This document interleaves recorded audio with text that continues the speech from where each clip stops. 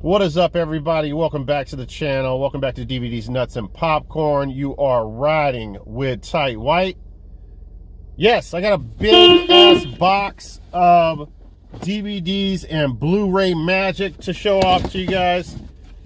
And, yeah, if you may have watched my latest Goodwill hunting video on my Mr. Tight White channel, and if you did, you're probably concerned about me. I'm okay, guys. If you did not watch that video, just to kind of summarize it real quick for you. Basically, I got into a battle with a family of supervillains. And one of the supervillains tricked me into taking an office building down that was supposed to have no people in it because they were going to build a casino in its spot. So I took down the office building with my superpower called the Move. And then later on, I found out there were people inside of it. Many people lost their lives. Next thing I know, this main supervillain that I'm dealing with, his son planted a bomb in my Halo Xbox in my house when I was out hunting. I had to come back and try to disable the bomb. And I guess I didn't cut the wires in the proper order. I only had a few seconds before the bomb was going to blow up. I jumped in my Samsung refrigerator, and half of the city blew up. But I'm here to tell you, I'm okay. I hurt my finger. And, you know, I still have a headache, but I have some ibuprofen for that. But yeah, guys, other than that, you're going to have to check out the next episode to see what happens. But I am here and still alive, so that's the good news, at least I think. By the way, it's getting, it's starting to get cooler down here, and I'm in the South, and, you know, I'm in South Texas, and people are such biatches down here. People are already wearing, like, winter gloves, and it's like 57 degrees outside. Are you kidding me? I mean, I get it. People want to use their winter stuff. They don't get to do that much down here. Like, for example, me, I'll be wearing my my P. Diddy jacket with the fox fur hoodie pretty soon here. You'll be seeing that in videos coming up. All right, well, I guess that's about it. Let me have some of my Starbucks coffee here. Oh, it's so good. I'm still unemployed, by the way. Yeah, still unemployed. All right, well, we're going to rewind time here, and I'm going to show you some of the hunting footage. Let's do that right now. By the way, did you notice when I drank my coffee, it's almost like that pinky is shaped in a curvature of the coffee cup now. None of that bitch shit. I mean, I got that shit down, man. That's some real man shit right there, guys. All right, let's check out the hunting footage.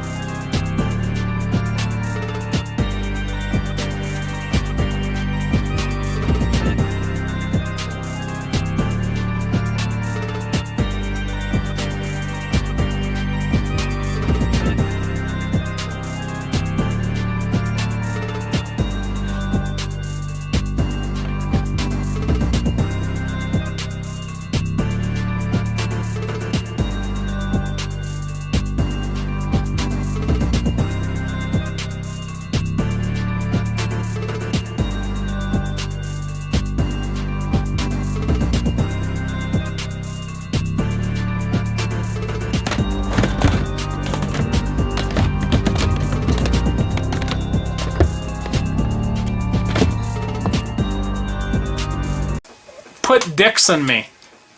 Man, hell no!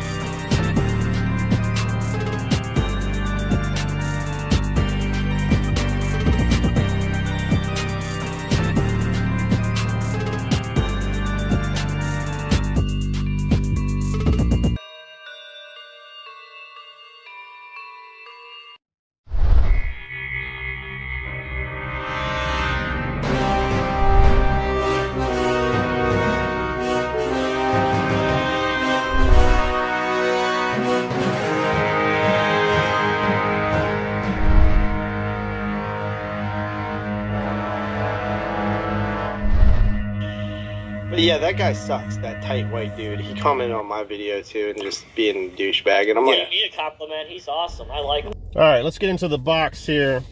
That's what he said. Let's go with the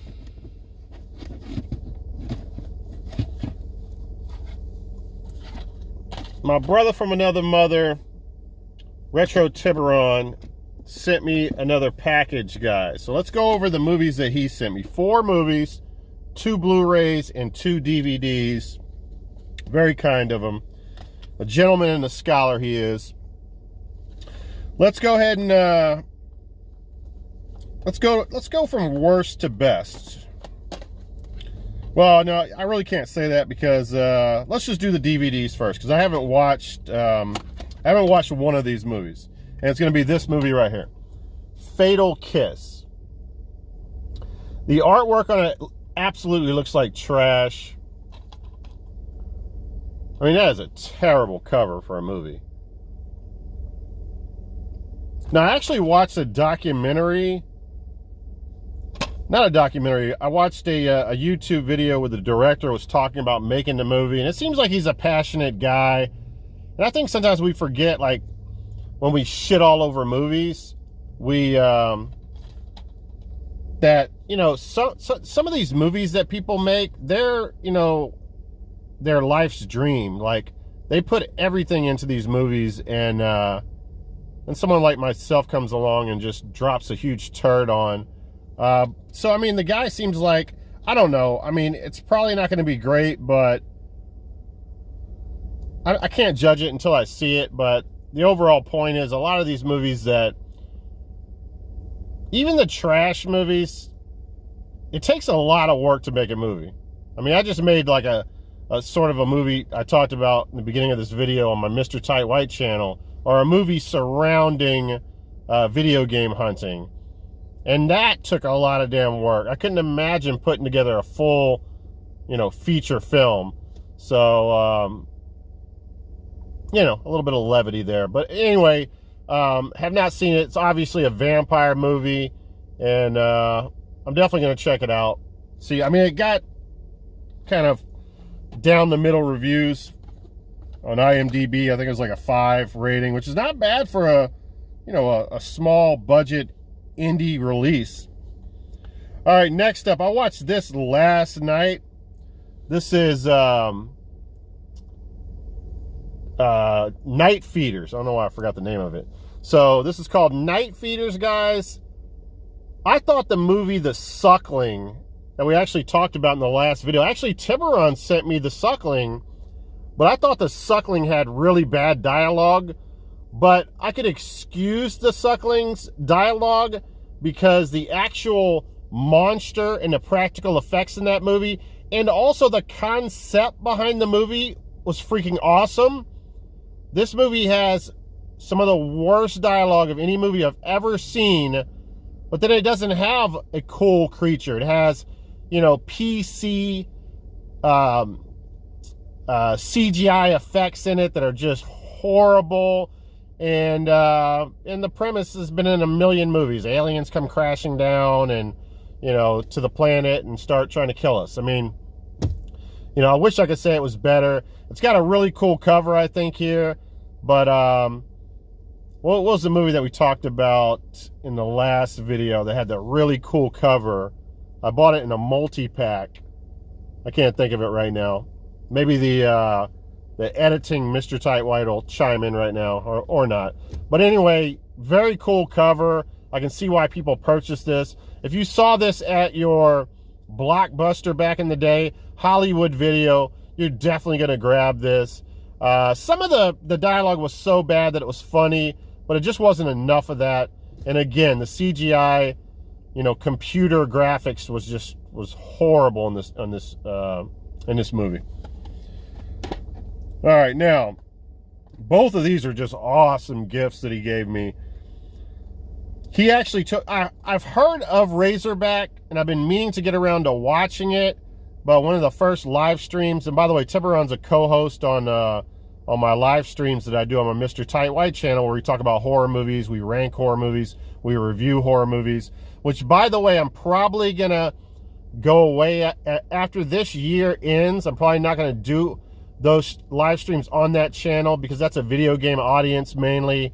I'm going to start a new channel probably called DVDs, Nuts, and Popcorn Podcast, where we're just going to do nothing but podcasts, video cast, where we talk about horror movies and movies in general, ranking them and reviewing them.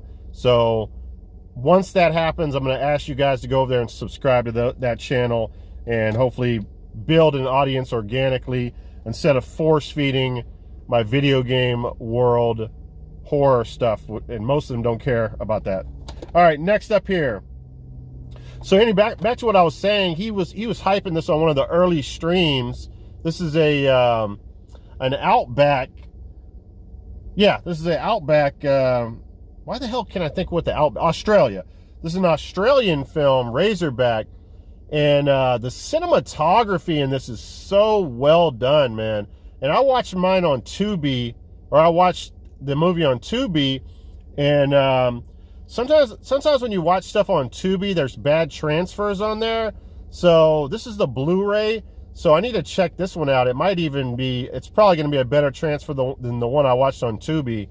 And it's basically a movie about a killer Razorback, which is what? A Razorback is a, what the hell is a Razorback? Is that like a, I mean, I know it's called a Razorback, but it's like a boar.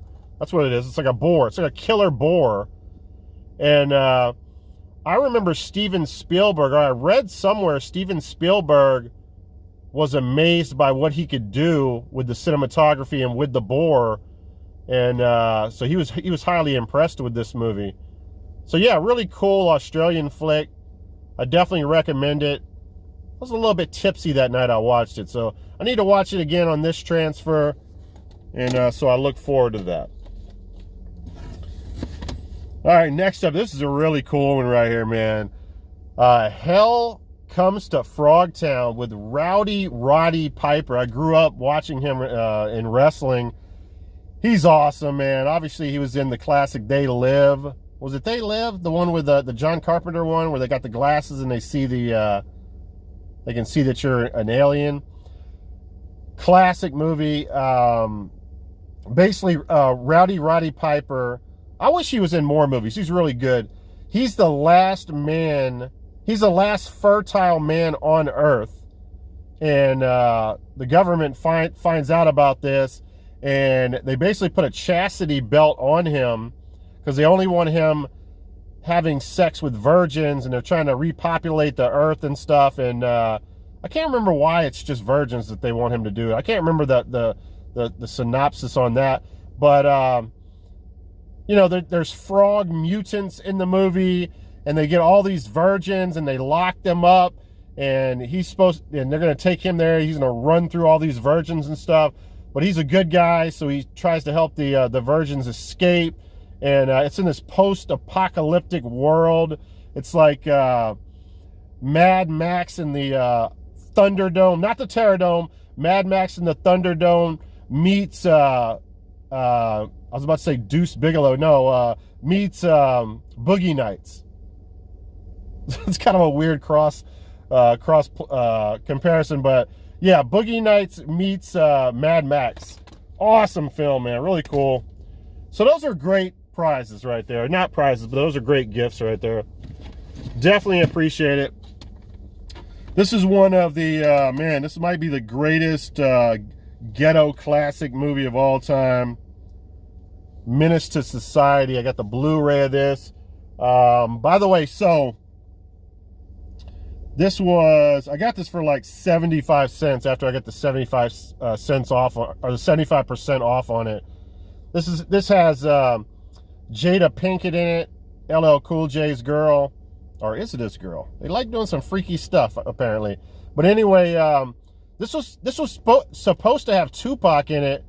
He was gonna play the guy that was The Rock's son, who was trying to tell the guys about, you know, he was the one that was always preaching and stuff and saying, oh man, you have to, like he was preaching around the cooler when the one guy went to get a beer, and he's like, why are you sitting on the cooler? And he's like, man, drinking is not good for you. And he was always like trying to preach to them and stuff. And so anyway, that role was supposed to be Tupac's, but apparently Tupac beat up the Hughes brothers at a park or something weird happened. Tupac was a little bit of a hothead. But anyway, this right here, Boys in the Hood, is probably the greatest hood classic movie ever. This is probably a close second, although this is probably a more modern, like the younger people will say this is the better one. It's more of an updated version of it. More of a graphic, more violent version of Boys to the Hood. And yeah, if you put this above Boys in the Hood, you know, I can't argue with you. It's very close, but they're both definitely. I would put Friday in there, but that's a comedy. But as hood classics, Boys to Men, or not Boys to Men, This movie right here, Menace to Society, Boys in the Hood, and Friday are my top 3. 75 cents on the Blu-ray. Come on, guys. Give it to me now. All right, this one might have been a mistake. I don't know, man. I'm not a big musical guy, but the premise sounded so good behind this. And I got this for $1 at a resale shop. It's called Repo. The Genetic Opera. So, reading the premise before I realized that it was a musical, which I should have known when I saw that, but I went straight to the premise and read it. Let me see if I can read it with my glasses on. In the not-so-distant future, a worldwide epidemic of organ failures devastates the planet. Out of this tragedy, a savior emerges, Genico, a biotech company that offers organ transplants for a price. Those who miss payments are scheduled for repossession and hunted by the Repo Man. That sounds incredible. That alone, man, made me buy, and it did. It made me buy the movie. Then I started reading. I was like, holy crap, this is a damn musical. But I got to be honest with you guys. I didn't love it the first time I saw it, but what was the movie called where the guy uses the drill? Not Drill Star Massacre. It's Slumber Party Massacre Part 2. That was a musical. The guy had the guitar, and the end of the guitar was a drill bit. That was a musical, and I absolutely love that movie now. So I'm going to check it out. I could be wrong on this one. It might be a miss, but again, the premise sounds awesome, and I think it has Bill Moseley in it. It's got Paris Hilton in it, of all people. It's got Bill Moseley and Paul Sorvino. And it's from the producers of Saw, which really means nothing to me. Produce these nuts. All right, now. All right, that's it for that. See, we got some good stuff here, man. This is good. This is real good, man. Some quality time we're getting to spend here together. I really appreciate you guys. And by the way, we're getting up there in views or in subscribers. We're at like 170 something now. So I feel like we just hit that 100 mark. We're about to hit that 200 mark. So thanks to all my new subscribers. I appreciate you guys. And yeah, let's get some talk going back and forth in the comment section. Tell me what you like from this video. Tell me what you don't like. All right, now next up here, we have, let me take a sip of coffee. I'm getting a little bit hoarse here.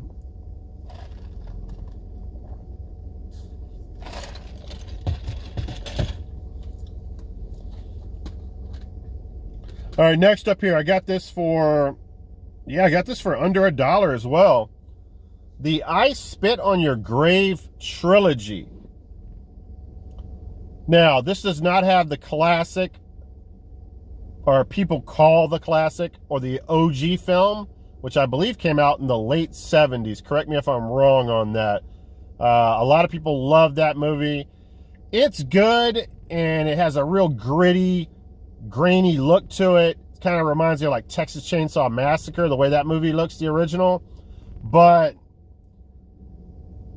and I don't want to say this. You know what? I'm not going to say it. I was going to say that this remake up here is better, but I don't want to be that guy. And you know what that guy is? That guy is that person that, because this is what happened, guys. I watched this before I watched the original, which is ass backwards. But I never even heard about the original until like a couple years ago. So I don't want to be that guy who watches a movie after the original, like a remake, or just part 2 or part 3, that's caught up in his nostalgia. And just because he saw it at a certain point in his life, he's stuck on this notion that it's better than the original. I don't want to be that guy. For example, Texas Chainsaw Massacre, the people that say the remake with Jessica Biel is better than the original. You're smoking crack. You're insane. Stop making videos right now. Get the hell out of here. I don't want to be that guy, so I'm not going to say it's better than the original, but this is one hell of a remake. I will say that. And the revenge kills in this movie are way better than the original. And that's what you watch these movies, right? These rape revenge movies, you watch it for the revenge. I hope you're not watching it for the rape. That'd be pretty fucking, pretty pervy. So the rape revenge kills in this is amazing. And by the way, the rape stuff in this is really uncomfortable, man. Like, I can't remember 3, to be honest with you. I think 3 jumped the shark. Why am I sticking the finger at you guys? I think 3 really jumped the shark. But 1 and 2 had some very uncomfortable rape shit in this. I mean, it's really uncomfortable. But the rape revenge kills were top notch. Even those were cringeworthy. I mean, it's some pretty sadistic shit in these movies. So, again, I'm not saying that's better than the OG, but it's damn up there, let me tell you. All right, that's enough of that. All right, so this was cool right here. I think I paid up for this one. I mean, $2 is not paying up, but I didn't get a discount on this one. Most of this other stuff I got discounts on. So I did pay $2 for this, and this is black exploitation at its finest here.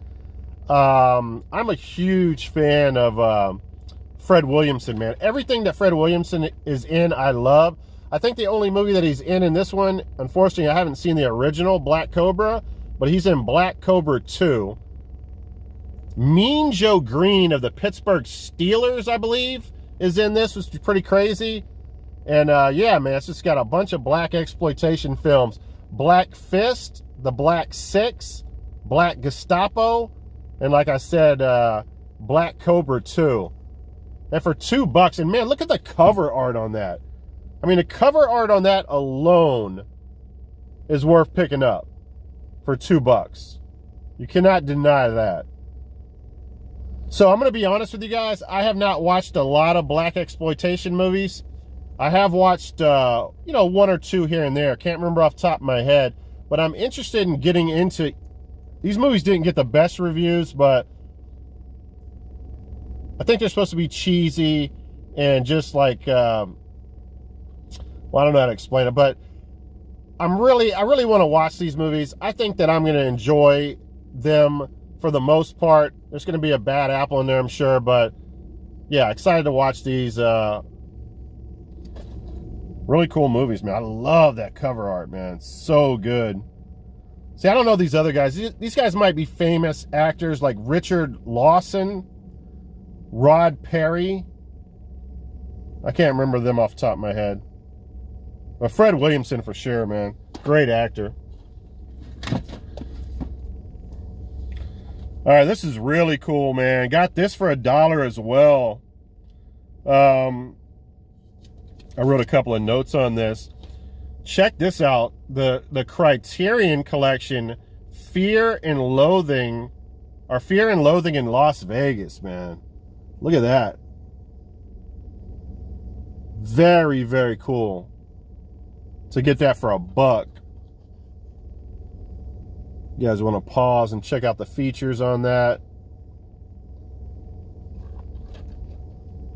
So yeah, man, let's open this up. So it's got the clear case, obviously, there.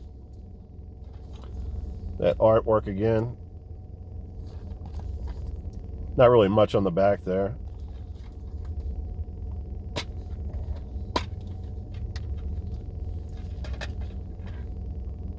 It's got 2 discs. I like the way that disc looks with the black and the blue font and then the red font. And then it's got the white, I don't know, I guess this is a bonus disc. The white with the blue and red font on it. Very cool. And then it comes with this huge booklet right here, which is badass. That out. I haven't watched this movie in a while. It's been a few years. I'm assuming that they're seeing bats when they're on these psychedelics. Now, don't pull up here, man. All right, so, all right, what I wanted to tell you guys was, so the book has an essay-style review in it by Jay Hoberman. I think that's how you pronounce his name, Hoberman, which I guess was a famous critic back in the day. I don't know if he's still alive. And then it has 2 pieces by author of the book, Hunter S. Thompson. So it has this like massive review in here. It's all color art. Massive review in there. And it's got like some, I think, poems and like a short story. But yeah, really cool. So yeah, man, very happy to pick that up. Is this the best movie that Johnny Depp was in? Let me know in the comments below what you think. Give me your top 5 Johnny Depp movies. How about we do that? I guarantee this has to be in the top 5. If it's not in the top 5 and you have not watched this, you need to check this out right now. This is a timeless movie. 100 years from now, people will still be enjoying this movie. Do you have to do drugs to watch this movie? No, you don't. I don't promote drugs on this channel. All right, we got, I think we still got the best to come here. Take another sip here. We got some really cool stuff this week. Not a lot, more quality over quantity, I think. All right, this is a cool movie that I didn't even know had a physical release. I saw this on Netflix, I think, when it first came out. This is a 2017 release. The director's name is Mark Myers, and this is based on a book by John Backderf, who was actually a classmate of Dahmer's in high school. And Dahmer was such a weird kid that they actually had the Dahmer fan club, which I think was created by John Backderf, or one of his friends. He was a part of it. It was kind of this weird thing. They like, I don't know, they just started this fan group of his. I can't remember the story behind that, but it's kind of interesting. So this is firsthand knowledge by someone that went to high school that wrote that book. But anyway, yeah, man, I really enjoyed this. This is before, like, shit just went off the deep end with him, you know, before. This was back when he was, like, killing dogs and, you know, thinking about, you know, murdering people and stuff. This is the very beginning stages, you know what I'm saying? I thought this was very well done. It's been a few years since I've seen it. Definitely something that I would rewatch. I remember when I was watching it thinking, I'd watch this again. Very nicely done. Let's see if we can read the reviews on here. A window into the making of a monster. A warped wonder of a movie by Peter Travers of the Rolling Stones. Wow, Peter Travers has been around forever. I remember reading his reviews at Hollywood Video on movies back in the 90s. So yeah, man, special features on here. Interview with a Ross Lynch, behind the scenes slideshow, and a theatrical trailer. My Friend Dahmer, man, yeah, highly recommend this one. And I got that for either 50 cents or 75% off. So like $1 or 75 cents or 50 cents, who knows. All right, now. All right, so I probably showed footage in the video. I'm not, just in case someone local watches my channel or starts to watch my channel, I don't want to tip my hand, and I don't want people going to the places that I go to. So I won't tell you what kind of store this is, but I found a lot of people use the word honey hole when they find like good video game spots or places to get movies or whatever. I'm going to call this the horror hole. This is an amazing horror hole, guys. They have a lot of movies that I'll probably never find at Goodwill. Now, are the prices eBay? For the most part, they're not. They have some decent prices there, but it's the type of place you love that it's there, but you kind of don't like that it's there because you're going to go broke buying movies from them. Because let's say something's worth $10 on eBay, you're still going to have to pay $5 there. And they have so much cool shit that, man, I can tell I'm going to be spending money in this place. But I'm not complaining. This place is amazing. It has vinyl. It has CDs, tape cassettes. It has video games. It has horror, a massive horror movie selection. It has comic books. It has Transformer toys, G.I. Joe. It has everything that you can imagine. They're playing 80s music. When you walk in there, you hear the 80s music. You get the total vibe of it. What a cool little spot. That being said, oh shit, where did this come from? Oh yeah, that's off the other movie. So let me see. Okay. So when you walk in, they have, and by the way, this place I've passed this place a million times. This is like close to where I live. I could not believe I've never been to this place before.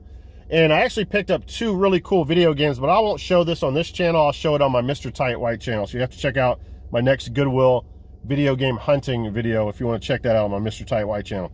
So as soon as you walk in, they have a plastic bin there, or they have like 3 plastic bins, and that's all their discount movies. So those are all $1. The other movies range from, $3.99 to $9.99, and even some $29.99. They have some rare stuff that might even be worth more than that. But nothing's behind glass. It's all out on shelves and stuff. This place is massive. So in that $1, now last week's video, we talked a lot about the Master of Horrors, how I've jumped down that rabbit hole. I'm totally into the Masters of Horror. Now, I'm going to tell you guys something right now. Tubi is free. If you do not want to go and spend the money on the Masters of Horror collection and buy these movies, or you can't find these in physical form, this is a good tip for you guys. Go check out Tubi right now. Tubi shows every single Masters of Horror episode. 2 seasons, 26 episodes, all by famous horror movie directors. Right now it's free on Tubi. So go check that out now if you're interested in this series. Now, in that $1 bin, 2 of the things that I saw immediately, and I was like, hell yeah, I found more Masters of Horror, was a movie that we talked about last week, Jennifer. But I was not going to pass this up for $1, guys. So this is directed by Dario Argento, famous director. This is the 4th episode from season 1. So I picked this up for one of my buddies, one of the co-hosts on my live streams, if they need it, because I already have a copy of this. I won't talk about this too much like I did in the last video, but this chick is really ugly, but she must have some pretty good cuckoo, because this guy really loves having sex with her. That's all I'm going to say about it. This is one of my favorite episodes of Masters of Horror so far. For $1, that's amazing. So I'm going to give that to one of my buddies, like I said. I couldn't leave that for $1 because I'm sure one of those guys will want it. All right, I read later on after I picked this up, not that I wouldn't have picked it up anyway, but someone on YouTube said this is the worst episode of both seasons. Now, this was directed by Joe Dante. If you don't know who Joe Dante is, he is the director of The Howling and Gremlins, and this is the 6th episode in season 1. So just kind of in a nutshell what this is about. So George Bush is the president during this whole thing, right? And we're engulfed in the Iraq War. A wish is made, and dead soldiers start coming back from the dead so that they can vote, guys. You can't make this shit up. This is a highly political film. Lots of politics in this one. Not highly recommended by at least this YouTuber that I watch. And that's Joe Dante, man. I'm going to check it out. I'm interested to see what it's about. It's got Jaw Dropping by The Village Voice. I don't think you can listen to anything The Village Voice says. I learned that back in the Hollywood video days. But cool. Another episode for the Masters of Horror. Excited about that. And man, when I saw this one, it was on. Now, I paid $5 for that, but still not bad at all. This is so each director directs 2 episodes. This is the 2nd episode from Dario Argento, Pelts. And this has the rock star Meatloaf, and it has John Saxon in it, the dad from The Nightmare on Elm Street. He was the police officer, the dad. This was 6th episode from season 2. And basically this movie is about supernatural raccoon pelts. So raccoon pelts are when you kill raccoons and you take their fur and their skin and you make clothing out of it and stuff. And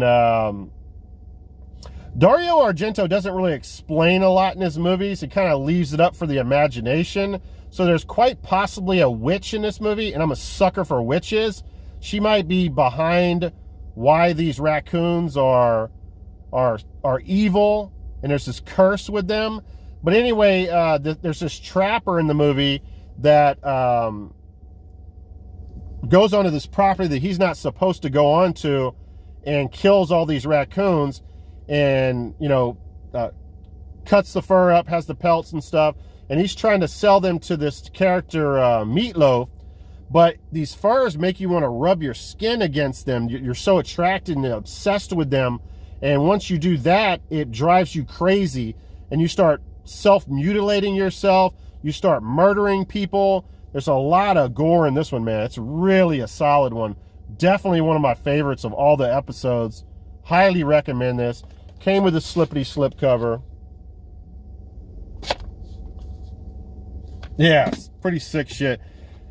Okay, so this was hella dope to pick this one up. Takashi Miike. This is the 13th episode in season 1. If anybody does not know who Takashi Miike is, he's the one that directed Audition, Missed Call, and what is another movie that he did? I can't remember off the top of my head, but that's like the 2 main movies. From the controversial director of Audition and Itchy the Killer. Yeah, Itchy the Killer is another one. So, and like I said, guys, all the episodes are on Tubi, free right now. Tubi does not pay me any money for shouting them out. But I would definitely check it out if you can't get a hold of the physical copies. Now, the thing that's so cool about this, Showtime banned this. This is the only one that Showtime would not show because the torture scenes are so brutal in this movie that they actually banned it from their channel. What does it say on top? Banned from cable broadcast. So that makes that a very unique film in all the episodes. Now, you can buy this collection of all of these. I think it comes in like some kind of tombstone or some shit like that. But then it has like these paper sleeves each one of the movies come in, which I don't like. I like the physical DVD copies. So I like, and they also released a physical copy for everyone. So thank God, so I can pick up all the physicals once I find them all out in the wild. But even that collection did not have this episode in it. So they weren't playing around, man. They said this shit, we do not want to include this. It is absolutely way too brutal of the torture sequences in it. So it makes it really cool. Again, man, this is one of my favorite in the series. It goes batshit crazy. I won't lie. It probably goes a little too far, but it's a really cool episode. I enjoyed it. And yeah, man, Imprint by Takashi Miike.